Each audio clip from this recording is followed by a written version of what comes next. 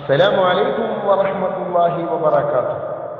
اللهم في يوم الجمعة لك عبادا ينتظرون فرجا فبشرهم، وعبادا يسألون شفاء فعافهم، وعبادا يرجون رحمتك فارحمهم. اللهم حقق أمانينا وأصلح أمورنا.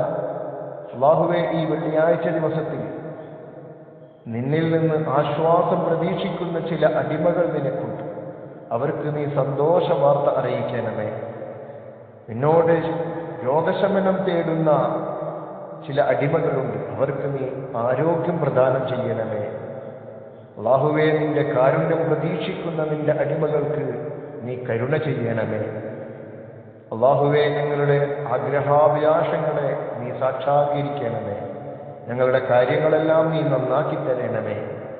ജുമുഅത്ത് മുബാറക, അനുഗ്രഹീതമായൊരു വെള്ളിയാഴ്ച ദിനം നിങ്ങൾക്ക് ഞാൻ ആശംസിക്കുന്നു.